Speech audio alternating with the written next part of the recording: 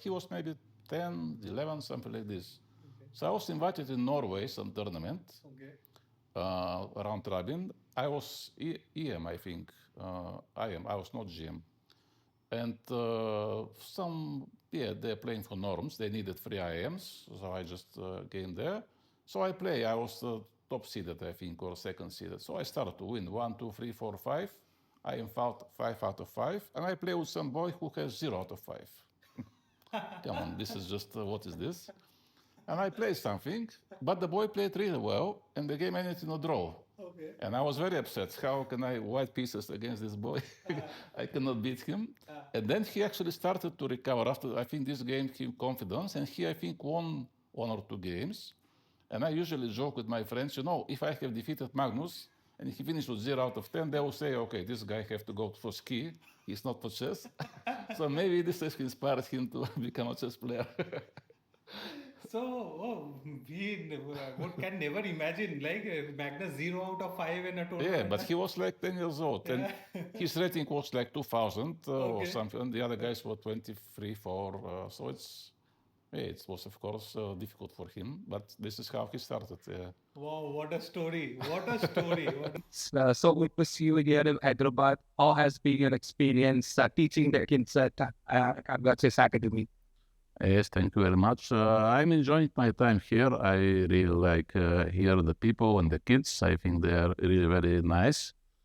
And I hope that the trainings are going well for the kids. In my opinion, I like the fact that they are enjoying themselves. It's not like they just attend sessions and just to be because they have to, but they really, they are feeling good. They are smiling all the time. They are sharing a lot of things with me, which I think shows that maybe they started to trust me and to know me. So I'm happy about this. You would really like to know about your chess journey, how, from where you were born, and how did you plan to come to the world of chess? Yes, I was born already a long time ago. This year I'm about to turn 50. Time flies. So it was a different time. I am from Bulgaria originally, so it was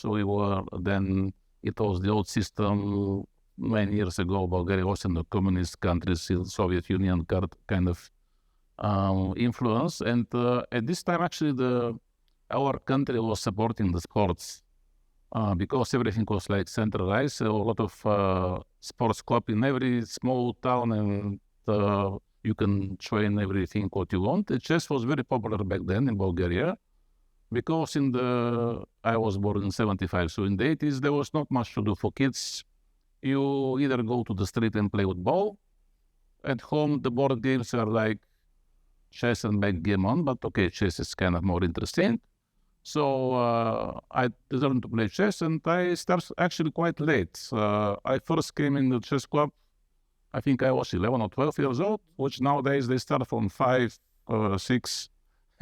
Already 12, 15 grandmasters in India. But I found out from the start that I have some talent, and I started to beat the other kids. And slowly, for 2-3 years, I became national master. And then I started to play more often.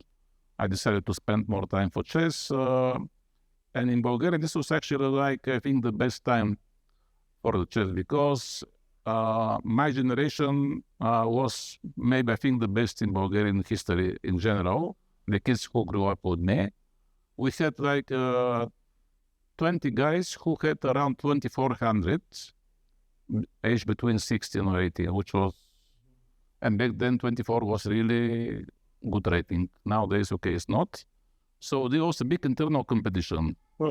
Which always, spurs you to become better and better because you compete with the other guys. So I first became a better player, and then started to play abroad.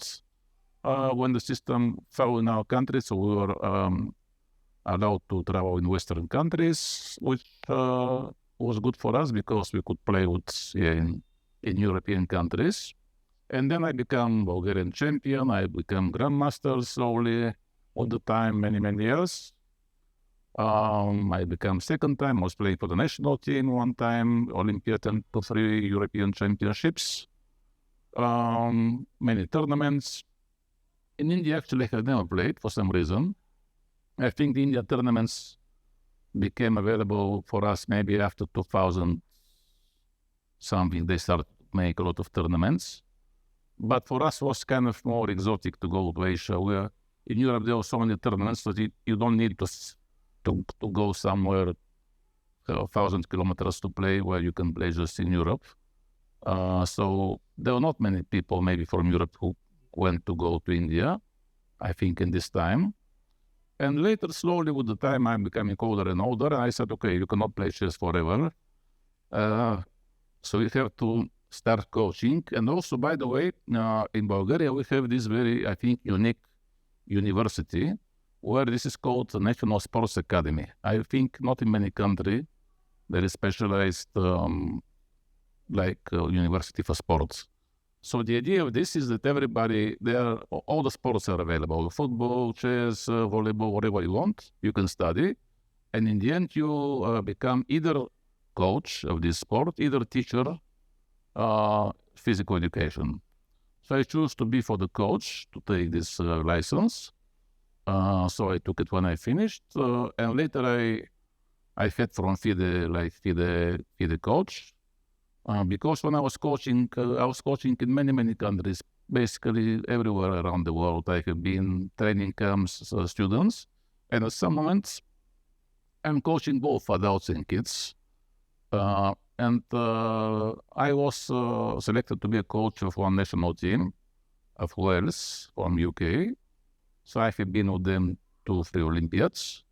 And then I was with Trinidad, which is also British, kind of, from the British Empire, one time. And then I moved, now in the moment I'm coach of Japan, 2 Olympiads and also last Olympiad. And even now I'm coming here actually from Japan. I was coaching them, and I came here. I was invited last moment in Hyderabad. So for me it was good to connect because everything is in Asia. And I was actually a very pleasant surprise here from the people. I like the hospitality of the Ekagra Chess Academy. The people are super nice to me. Everything is what I want here is secured as conditions to play chess. Very nice club. Also, the kids, I think, are very good players, but also good characters. And I hope that they will improve. You know that one of them is actually the girl that she's one of the best players around her age, like second. So I hope that my trainings with them inspire them to become really better chess players. Amazing to know your story. So when you were playing top level chess, who were your contemporaries? Like if you want to share, like who were the top players of the world you played against? Any memories you have? Okay, I was never been in the super, of course, top GMs in the world because my peak rating was like 25-50, which is not nowhere near to the top level. I have played with many strong players in some open tournaments, but I think basically what defines the GMs like from 25 something to 27, I think is that those guys, they used to play a lot of round-robin tournaments. So they play between each other, basically. So it's very difficult to lose rating if your average is 27. Yes. And when you play open tournaments, to win the rating, you must make a very big score. You lose one game, -10. Yes. And then you have to beat every guy is 0-8, 0-8. It takes forever. And that's why I think one of the reasons, of course, that the GMs like 25 something, they're not exposed to play with top players. You can meet only top player if he decided to jump in the open tournament. Yes. But they don't play open tournaments, not so much. Only some leagues, let's say league in Europe they play, but and that's why it's difficult to reach this, to go to 2600. You have to be super consistent, not to lose any games, to grind slowly. But not everyone can do this.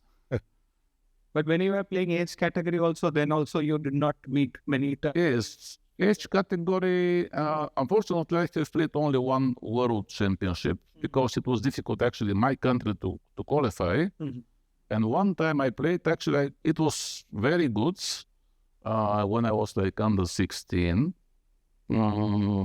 And then the top player who became world champion was one guy from Hungary called Zoltan Almasi, who later became very strong grandmaster. But it was very interesting. I remember for the first 9 rounds, I was second, half point behind him.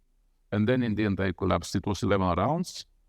And in the last 3 rounds, I just take half points. And maybe then the pressure took me because I was very close. And now, initially I was playing free because I don't have any expectations. But when you're at the top and then you need only 1 game to win, or then it becomes more difficult psychologically. So yeah, otherwise, there is one interesting story. Sometimes they ask me, okay, usually all the, club players have met some strong player, Magnus Carlsen or someone. And actually, I have played, Magnus when he was like this. It was very funny for me because he was maybe 10, 11, something like this. So I was invited in Norway, some tournament, around robin. I was EM, I think. I was not GM. And they're playing for norms. They needed 3 IMs, so I just came there. So I was top seeded, I think, or second seeded. So I started to win 1, 2, 3, 4, 5. I am 5 out of 5, and I play with some boy who has 0 out of 5. Come on, this is just, what is this? And I played something, but the boy played really well, and the game ended in a draw. And I was very upset. How can I white pieces against this boy? I cannot beat him. And then he actually started to recover after, I think, this game gave confidence, and he, I think, won 1 or 2 games. And I usually joke with my friends, if I have defeated Magnus, and if he finished with 0 out of 10, they will say, okay, this guy have to go for ski. He's not to chess. So maybe this has inspired him to become a chess player. So, one can never imagine, like Magnus 0 out of 5 and a 2. Yeah, but he was like 10 years old, and his rating was like 2,000 or something, and the other guys were 23, 4. So it was, of course, difficult for him, but this is how he started. Wow, what a story. What a story. Thank you so much for sharing. And as you have been coaching, how do you see the chess world shifting? Like there's so much training, so much of material out there that it's sometimes overwhelming for the players to understand, to focus on something. Yes. Yes, every time you open social media, there's a chess video on instruction, training, learning, commentary, everything. So not everybody in the world can afford like good coaching. What would you suggest someone who is starting out, who wants to learn chess? How do they approach chess and become at least a decent player? Yes, now there's, of course, much different from my time when I was starting, because when I was growing up, it was only books. There's nothing else. Yeah. And we had the kind of privilege that we understood Russian, because at that time, most of the best books were in Russian. Yes. So for us, there were just every week, there were new books in the bookstore, so we could buy. And I remember I was basically, there was one day for the week, let's say Monday. Every Monday, there were coming new books. So every Monday I go buy everything available. And I was studying every book from the beginning to the end. I just open the book, and every move, every commentary, everything, I just play on the board, try to understand, try to remember, read. And I think this actually helped me because, I still think, even if now we have so much resources like computers, programs, but for me still the book, I think, is maybe the best, if the book is, of course, well written, because in the book, everything you can see, okay, you have to do this because of this, so you can understand. Mm-hmm. Well, if you look at, the kids, they see the engine shows this move, but this is okay, but the engine doesn't explain why do you have to do this and this. Mm-hmm. So for me, I think books are still okay. Video course is the same, more or less. Maybe even video course, you can listen to the actual guy, how he is explaining. But the book stays with you. You can always take the book. You go for a tournament. You cannot watch all the videos, but you just bring the book. Like in the past, we used to travel with a lot of chess informants. You go, this guy plays this line. Let's see now. And I think especially for openings, books are much better because in the book, because I also wrote some opening books. And when, for example, you publish book and your publisher said, I want book for this opening, first you're doing the research, you make all the analysis. Then they check because they have to publish. Okay, let's see what this guy did. So they start to double check. Oh, there is a problem on page number 52, this line. You come back again. And so in the books, usually they are not big mistakes. You know, everything is just checked, double checked. And also the annotations, everyone is showing the ideas. Okay, in this line, the idea is this. If you don't like, you have this additional line. Maybe try this line. If you don't like, maybe try this line.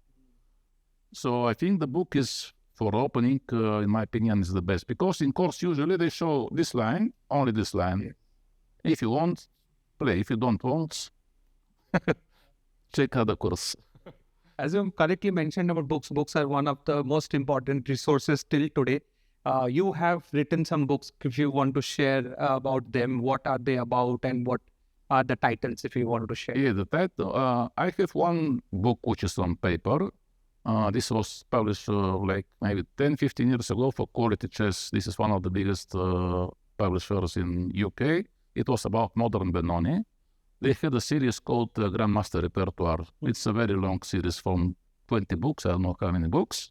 It was number, I don't remember, 12 or something. So they have basically for every opening such a Grandmaster Repertoire. And I remember because even they did some exception, in general, I think the idea was that you have to show one line, like a repertoire, you play this. But because I did so much work, I did it because for me it was interesting. I play Benoni myself. And I just wanted to learn everything, to see what is going on. So for every line, I gave them not one, but 3, 4 options. And they said, okay, you did so much work, so we're going to publish everything. And it was really very, very big book. And I think when I was reading the reviews back then, everyone was saying that this is one of the best books for Benoni. I have found certain lines, some of them are, of course, with the help of the engine. Some of them were just incredible new ideas. And you know, I think what is the secret, one of the secrets to write, in my opinion, opening book. You can do it a little bit lazy way, just to look at what is the theory and put all the lines, okay, some annotations, but also you can try to find new ideas, which I think I did. But how do you do it? You don't look at the computer. Let's say some position, you have 3, 4 moves. Usually people just write the top, what the engine said, the first line, maybe sometimes the second. But sometimes I have ideas. Okay, let's say if I have to play, I want to try this move. It looks very risky, but let's see. So I start to dig into this line. Initial engine says, no, this is dodgy. But then when you move a little bit, oh, this actually is not clear. So this is how you find sometimes interesting ideas in the middle game or in the openings, in my opinion. And then I did one chess course about the Vienna game from White's point of view.